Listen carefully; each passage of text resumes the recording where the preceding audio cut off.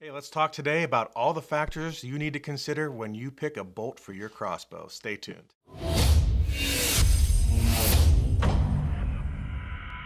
So one of the first things you want to consider is, are you going to pick a shaft that's carbon or are you going to pick a shaft that's aluminum? There's definite advantages to both. So the first advantage, if we're talking about aluminum, is cost, right? So they're definitely usually less expensive than a carbon arrow. But along with that aluminum shaft comes some things that are not so desirable. The first one I can think about is they are prone to bending. They can bend.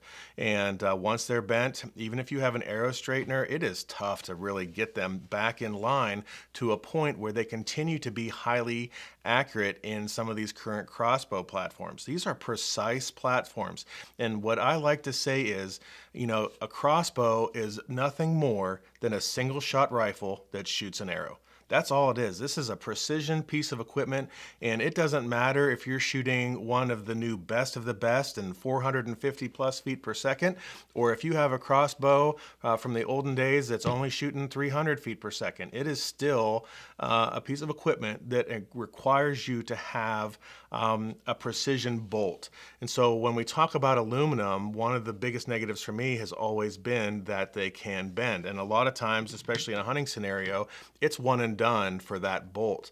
Now, aluminum is still very popular. I've killed a lot of animals with an aluminum bolt. I like them, but I have completely switched everything over to carbon because inherently it is a cost saving from my point of view after it's all said and done. That aluminum arrow is only going to go so far. And you can accidentally bend your aluminum arrow just on your daily activities of hunting.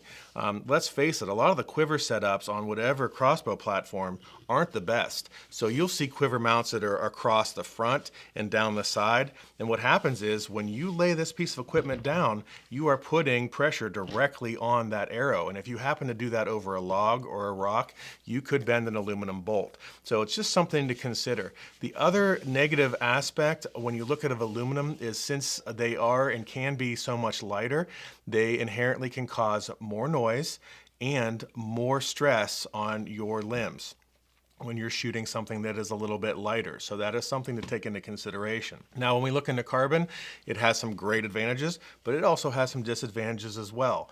Some of the most popular things are you can't bend a carbon arrow. It's either going to break or fracture, and you can test it and you can see what's wrong with it. You can rub a nice cloth down it and see if there's any fraying or splintering and know right away if there's something wrong with that. You can do a spin test with it and you can see very clearly if there's anything wrong, as you can the aluminum as well. But with carbon, you're less likely to run into these issues. So the cost is usually justifiable because you can reuse that bolt over and over again, and it's very dependable. Now, they are typically heavier, which what I'm going to talk about here later on is going to be of utmost importance. So I do like that aspect. So as far as durability and strength, I really prefer a carbon shaft. And as you can see, when we look at carbon shafts, they spin really nice. If you have an aluminum bolt, like say this one here, and you spin it, and it is looking really good. This one spins fantastic. And then you take another bolt like this one here, and it looks fine. It's a brand new bolt. You spin it, and you can see it's got all this wobble in it. When this bolt comes off of your riser, it is not going to go where you want it to go. Again, think of this as a precision piece of equipment. If there's anything that is inherently wrong at this end, it is not going to go where you want it to be. And you want to make sure that you're using the best equipment you can out of your high-end crossbow, or even if you have an older model, there's nothing wrong with that. But you just need to put a lot of effort into your bolt setup. So when we look at carbon versus aluminum, that's mostly a personal choice, but I'm definitely leaning towards carbon.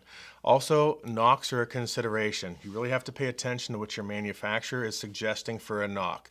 A nock makes all the difference of how the string engages with the end of that bolt. So, whether you're talking about a half moon, an omni, or all these other different type of nocks, there's a lot of different things to consider. You just want to make sure that all of your bolts have the same nock and they've been set up the exact same way. One other thing that I have found with certain nocks is if you have a lighted nock, so it doesn't matter how it's activated, but you want to make sure that you're practicing with that lighted nock because it can affect your impact point. I have found even that the lighted nocks that sit inside like this, and then there's a little space in between here that activates it, a little stopping point, and then as it goes in, it's activated.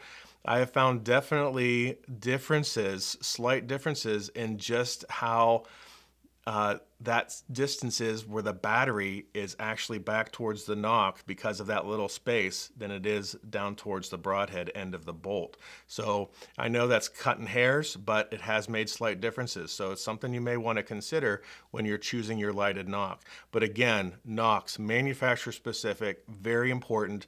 And it is also very important that they line up exactly the same way with your caulk vane and are not slightly off in any way, because that changes the way that your string will engage the nock and send the arrow down the rail. You can actually send that arrow a little bit sideways with a little bit of twist if this nock is not perfectly aligned with your string in the back of the crossbow. Now, of course, there's some nocks that aren't as particular, that a little bit easier to work with. So whatever you choose, make sure it's consistent, make sure it's the same on all of your bolts, and that it is sitting the same way in your crossbow. Very important. Another thing is that bolts come basically in lengths of 16 to 22 inches, with 20 inches being about average, I would say. So it's a good consideration. Of course, go with what your manufacturer recommends on bolt length. One of the things you want to make sure that's not happening is if you have too short of an arrow and it's coming down into your rail, you may find where you're not clearing this valley here between your limbs. So you got to be considerate of what you're shooting and that bolt length, just because you may touch, you may hit. Some stirrups are even up high and you have to make sure you clear your stirrup. So on your individual crossbow, check your setup, make sure you're using the arrow length recommended by your manufacturer so you can clear everything up here and you're very safe when you're shooting. So let's talk a little bit about bolt weight. And it doesn't matter if you're shooting aluminum or carbon, I'm a proponent of momentum. Momentum makes all the difference. And I like a heavier bolt because it does cause less stress on your limbs as opposed to a lighter bolt. I think you'll get more longevity out of your crossbow with a heavier bolt, but the whole key is penetration. Now, finding a balance between speed and penetration is always a tough thing when it comes to your crossbow. But I would say that it is much better to sacrifice speed than it is to sacrifice penetration. So a lot of bolts now are inherently heavy, especially in the carbon area. You're looking at these bolts here with 100 grain, you're looking at 435 grains.